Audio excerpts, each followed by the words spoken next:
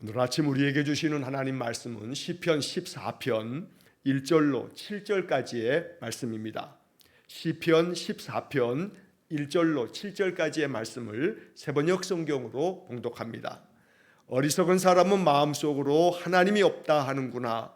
그들은 한결같이 썩어서 더러우니 바른 일을 하는 사람이 아무도 없구나. 주님께서는 하늘에서 사람을 굽어 보시면서 지혜로운 사람이 있는지 하나님을 찾는 사람이 있는지를 살펴보신다. 너희 모두는 다른 길로 빗나가서 하나같이 썩었으니 착한 일을 하는 사람이 하나도 없구나. 죄악을 행하는 자는 다 무지한 자냐? 그들이 밥 먹듯이 내 백성을 먹으면서 나 주를 부르지 않는구나. 하나님이 의인의 편이시니 행악자가 크게 두려워한다. 행악자는 가난한 사람의 계획을 늘 좌절시키지만 주님은 가난한 사람을 보호하신다. 하나님 시온에서 나오셔서 이스라엘을 구원하여 주십시오. 주님께서 당신의 백성을 그들의 땅으로 되돌려 보내실 때에 야곱은 기뻐하고 이스라엘은 즐거워할 것이다. 아멘. 오늘 읽은 시편 14편의 말씀은 시편을 내용적으로 이렇게 분류하게 될 때 지혜의 시다라고 이렇게 분류가 됩니다. 시인이 이 시편의 이야기를 통해서 백성들을 더욱 지혜롭게, 무엇이 참된 지혜인가?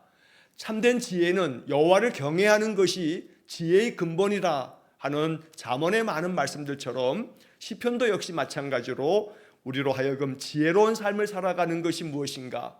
어리석은 자의 삶을 살지 않는 것이 지혜인데 바로 그 지혜는 여호와를 참마음으로 찾고 하나님의 뜻을 따라 사는 것이 지혜다라고 하는 것을 가르쳐주는 그런 시편들이 또 이 시편 안에 많이 담겨져 있습니다. 특별히 오늘 14편의 말씀은 모든 시대를 초월하여 다윗의 시대뿐만 아니라 또 오늘 우리가 살고 있는 이 시대에도 인간의 본성이 어떠한가, 오늘 본문에도 나와 있습니다만 하나님을 찾는 자가 없다. 우리 인간의 전적인 부패, 전적 타락을 이야기하는 그런 이야기가 오늘 이 14편에 담겨져 있습니다. 그렇기 때문에 전적으로 썩어지고 더러워지고 타락한 인간에게 있어서 구원은 오직 하나님밖에 없다. 하나님만이 우리의 구원자가 되신다. 그러므로 하나님 우리를 구원해 주십시오 라고 하는 그런 간절한 기도가 담겨 있는 것이 시편 14편의 말씀입니다. 자, 특별히 시편 14편은 사도 바울에게 굉장히 영향을 미친 시편 중에 하나입니다. 그래서 바울의 서신 중에 로마서 3장에 보면 아주 유명한 구절이 있습니다. 로마서 3장 10절부터 12절까지 말씀입니다. 기록된 바 의인은 없나니 하나도 없으며 깨닫는 자도 없고 하나님을 찾는 자도 없고 다 치우쳐 함께 무익하게 되고 선을 행하는 자가 없나니 하나도 없도다. 바로 이 로마서 3장 10절로 12절에 나오는 그 첫 구절에 기록된 바라고 되어 있는데 바로 그 기록이 이 시편 14편의 말씀을 일컫는 겁니다. 그래서 이 로마서 3장에 인간의 전적 타락, 하나님을 찾는 자가 없고 의인은 없나니 하나도 없고 그래서 모두가 다 선을 행하는 자가 하나도 없다는 이 바울의 이야기, 그래서 인간은 하나님에게서 저주받을, 멸망받을 인생이라고 얘기하는 것이 바로 로마서 3장의 인간의 전적 타락에 대한 가르침입니다. 이것이 바로 시편 14편을 통해서 나왔다는 겁니다. 이 시편 14편은 다윗의 노래라고 적혀 있습니다. 다윗이 기록한 이 지혜의 시편을 통해서 바울은 인간이야말로 부패하여 결코 자기 자신을 구원할 수 없는 전적 타락한 인간이구나, 멸망받을 인간이구나 라고 하는 것을 깨닫게 된 것이 바로 이 시편 14편의 말씀입니다. 자, 그래서 오늘 본문 1절부터 3절까지의 이 말씀이 로마서 3장 10절로 12절의 말씀의 근본이 되어지는 건데, 자, 본문을 살펴보시면 1절 말씀에 어리석은 사람은 마음속으로 하나님이 없다 하는구나. 그들은 한결같이 썩어서 더러우니 바른 일을 하는 사람이 아무도 없구나. 자, 성경의 구절들 가운데 일부만 딱 쪼개서 잘라내 보게 되면 성경 속에 하나님이 없다라고 하는 구절이 나오느냐, 이런 성경 퀴즈 대회 같은 때 그런 질문들이 있습니다. 성경에 하나님이 없다라고 하는 말이 나오지 않느냐, 이렇게 또 주장하는 이상하게 성경을 풀이하는 사람들도 있습니다. 하나님이 없다라고 하는 말이 성경에 물론 있습니다. 오늘 이 본문 14편 1절 말씀과 또 우리가 먼저 읽었습니다만 시편 10편 4절 말씀, 그리고 시편 53편 1절 말씀에 보면 오늘 이 1절 말씀처럼 어리석은 사람은 마음속으로 하나님이 없다 하는구나. 그래서 앞에 것도 뒤에 것도 잘라내버리면 성경에도 하나님이 없다는 말이 나온다. 성경에도 하나님이 없다고 하는데 왜 하나님이 있다고 주장하느냐. 이렇게 성경을 이해하는 것은 참 어리석기 짝이 없는 그런 이해가 됩니다. 자, 어리석은 사람이 마음속으로 그렇게 생각한다는 거죠. 하나님이 없다고 생각하는 세상, 지금도 마찬가지입니다. 그런데 3000년 전에 다윗의 시대에도 하나님이 없다고 주장하는 사람들이 있다는 겁니다. 그래서 다윗은 이 1절 말씀에서 어리석은 사람들이 마음속으로 하나님이 없다고 이렇게 주장한다고 다윗도 말하는 겁니다. 자, 이 하나님이 없다고 생각하는 사람들, 우리는 요즘의 말로 무신론자라고 이렇게 말합니다. 하나님이 없다, 신이 없다라고 생각하는 무신론자들. 그런데 성경은 분명하게 오늘 시편 14편 1절과 시편 53편 1절도 똑같은 구절로 나오는데 어리석은 사람이다. 하나님 없다고 주장하는 무신론자들은 어리석은 사람이다 라고 하는 선포가 바로 이 시편의 말씀입니다. 왜냐하면 그들은 하나님이 없다 하면서 한결같이 그 마음이 썩어지고 더러워져서 바른 일을 하는 사람이 아무도 없구나 라고 하는 말처럼 이 세상에 악한 길로 치다르면서 하나님이 없으니 우리 마음대로, 우리의 욕망대로, 우리의 욕심을 따라 살아가는 그것이 나은 것이라 라고 하면서 양심이 무뎌지고 점점 자신의 탐욕의 일에만 몰두되고, 그러면서 점점 세상은 악하여지고 더욱 썩어 부패해지는 그런 세상을 이야기하는 것입니다. 그래서 1절 말씀처럼 바른 일을 하는 사람이 아무도 없구나, 오직 한결같이 모두가 다 썩어 있고 부패하여 더러워졌다. 이것이 다윗의 이 세상을 바라보면서 이 세상이 점점 이렇게 되어져 감을 한탄하는 그런 마음이 이 속에 담겨 있습니다. 한편 2절 말씀에서 주님께서는 하늘에서 사람을 굽어 보시면서 지혜로운 사람이 있는지, 하나님을 찾는 사람이 있는지를 살펴보신다. 항상 하나님께서는 저 하늘 높은 보좌에서 이 인생들을 늘 살펴보시면서 누가 지혜로운 사람인지, 하나님을 찾는 사람이 누구인지 언제나 하나님이 살펴보신다고 이야기합니다.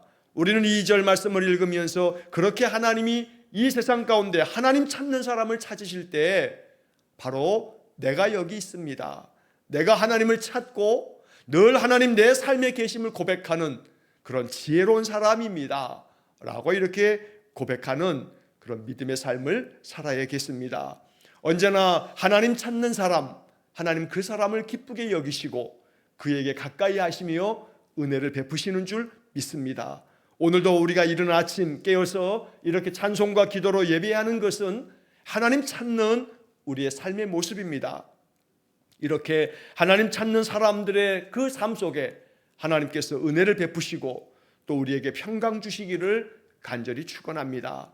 한편 3절 말씀에 이렇게 하나님을 찾는 사람을 하나님이 찾으시는데 살펴보고 계시지만 너희 모두는 다른 길로 빗나가서 하나같이 썩었으니 착한 일을 하는 사람이 아무도 없구나. 이것이 다윗의 탄식입니다. 아무리 하나님이 이 세상 가운데 지혜로운 사람, 하나님 찾는 사람을 찾아보지만 그러나 모두가 다 치우쳐서 다른 길로 빗나가서 하나같이 다 부패하고 썩었다, 이렇게 말합니다. 이것이 죄 가운데 살아가는 인간 본성의 그런 모습이기도 합니다. 아담 이래로 우리 인간에게는 이 죄성이 원죄가 흘러 우리는 늘 죄악 가운데 하나님의 뜻을 저버리고 다른 길로 빗나간 삶을 살아가는 겁니다. 그래서 오직 여호와께서 구원하시며 우리를 붙들어 주시지 않으면 언제나 우리는 빗나간 인생을 살 수밖에 없습니다. 그래서 여기 3절 말씀을 우리는 마음에 새기면서 다른 길로 빗나가지 아니하고 오직 하나님이 정하신 바른 길을 따라 걸어가는 그런 인생의 삶을 살게 해 주십시오. 이것이 우리의 기도가 되어야겠습니다. 다른 길로 빗나가지 않은 것이 이것이 성공입니다. 세상의 성공은 더 많은 부를 축적하고 더 많은 권력과 명예를 갖고 이 세상에 사람들이 부러워할 만큼의 더 많은 소유를 가지고 있는 사람을 그것이 성공이라고 말할지 모르나 하나님 앞에서 그것은 다 아무것도 아닙니다. 잠시 살아가는 이 인생의 삶, 길어야 100년, 잠시 좀 그 살아가는 인생이 편리할 뿐입니다. 그러나 편리한 삶이 성공이라고 말하는 것은 그냥 세상의 기준에 불과합니다. 불편한 인생이지만 소유가 없어서 결핍되어 있어서 불편함이 너무나 많지만 그러나 하나님 찾는 삶을 살고 하나님이 정하신 바른 길을 걸어가고 하나님 기뻐하며 내게 주어진 삶을 감사하고 하나님의 은혜 앞에서 감격하는, 그래서 작은 일상조차도 하나님이 주신 귀한 선물로 여기면서 늘 기쁨으로 찬양하는 삶을 살아가는 것, 이것이 장차 우리가 이 인생의 육신의 삶을 마치고 하나님 앞에 서는 날에도 하나님 앞에 영광의 면류관을 얻는 가장 성공한 인생이 되는 줄 믿습니다. 세상의 기준에 따라 사는 것이 아니라 하나님의 기준에 따라 하나님이 말씀이 정한 길을 걸어가는 그런 믿음의 삶이 될 수 있기를 주의 이름으로 간절히 축원합니다. 자, 이어서 4절 말씀을 보면 죄악을 행하는 자는 다 무지한 자냐, 그들이 밥 먹듯이 내 백성을 먹으면서 나 주를 부르지 않는구나. 여기 이 죄악을 행하는 자, 바로 1절에 어리석은 사람, 하나님이 없다고 주장하는 사람들, 하나님이 없다 보니 심판할 자가 없으니 자기 마음대로 행해도 아무런 거리낌이 없습니다. 양심의 가책이 없는 겁니다. 그러니 죄악 가운데 행하면서도 아무런 거리낌이 없습니다.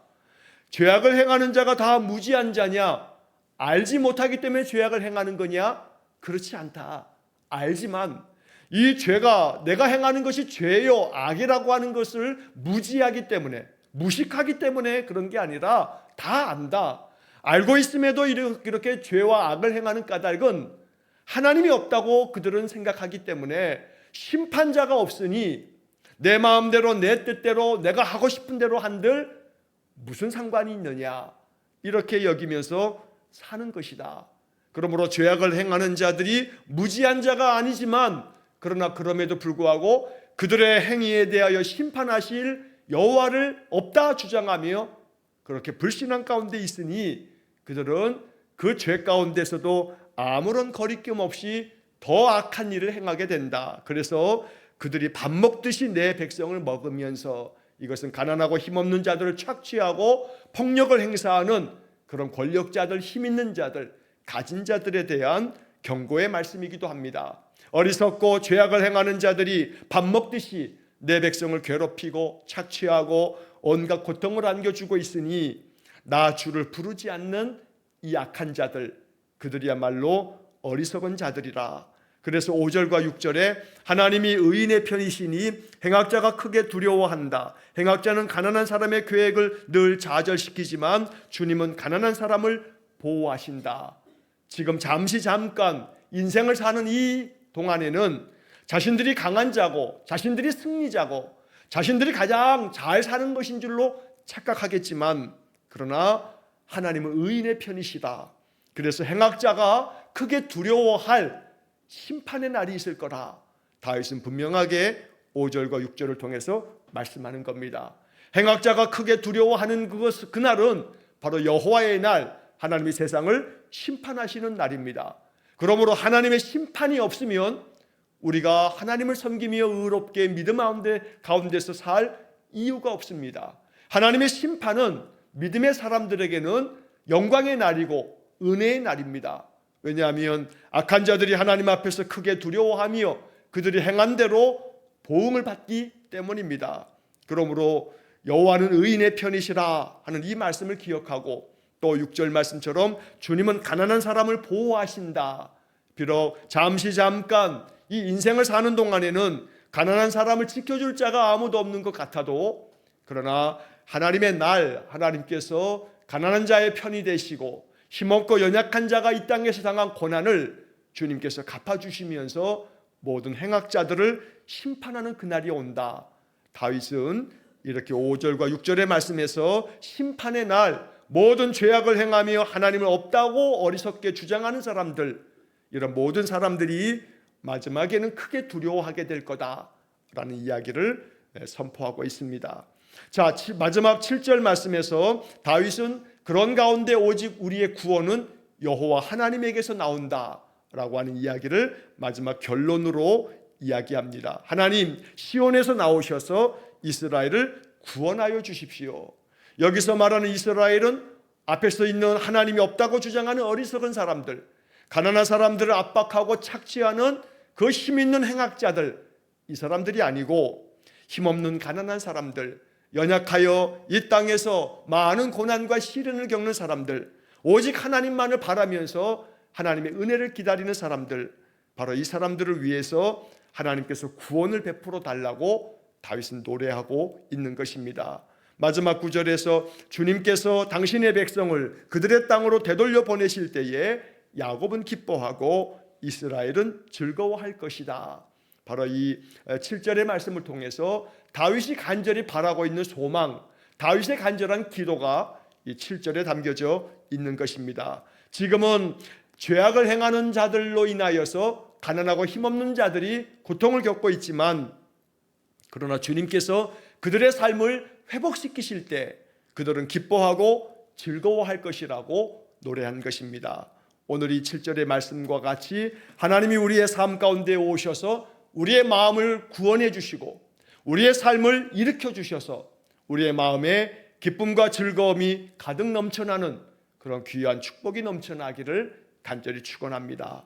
시편 14편을 통해서 어리석은 자가 되지 말고 또 죄와 악을 행하는 자가 아니라 오직 하나님 앞에서 의로운 사람, 늘 하나님의 뜻을 따라 하나님을 찾는 사람, 부패한 세상 가운데서도 내 마음을 정결하게 지키는 사람, 그래서 다른 길로 빗나가지 아니하고 하나님께서 말씀을 통해서 가르치는 길을 날마다 묵상하고 그 길로 걸어가는 사람, 바로 우리 믿음의 사람들의 인생을 가르쳐주는 지혜로운 시편이 바로 시편 14편의 말씀입니다. 이 말씀 오늘 하루도 마음 가운데 읊조리면서 나로 하여금 다른 길로 빗나가지 아니하고 일평생 하나님께서 정한 길을 따라가는 인생이 되게 해주십시오.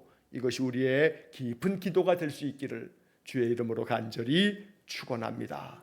기도하겠습니다. 자비로우신 아버지 하나님, 우리의 인생의 삶이 어리석은 인생 되지 않기를 원합니다. 세상의 많은 이들은 하나님이 없다 주장하며 무신론을 펼치고 있지만 우리는 성경이 가르쳐주는 이 지혜로운 말씀을 따라 이 세상 만물을 지으신 창조주 하나님, 세상 가운데 썩어 멸망할 인생을 구원하는 구원자 하나님, 늘 우리의 인생 가운데 함께 동행하시며 우리를 사랑하시는 사랑의 하나님을 나의 삶의 중심에 두어 하나님의 뜻을 따라 늘 바른 길로 나아가는 믿음의 삶을 살게 해 주옵소서. 결코 우리 인생길이 말씀에서 빗나가지 아니하고 언제나 말씀이 우리에게 주는 길을 따라 걸어갈 때에 주께서 우리를 구원하여 주시고 우리의 심령 안에 기쁨과 즐거움이 넘쳐날 줄 믿습니다. 날마다 귀한 성도들이 이른 아침부터 하나님을 찾사오니 하나님을 찾는 우리의 마음 가운데 기쁨과 감사가 솟아나는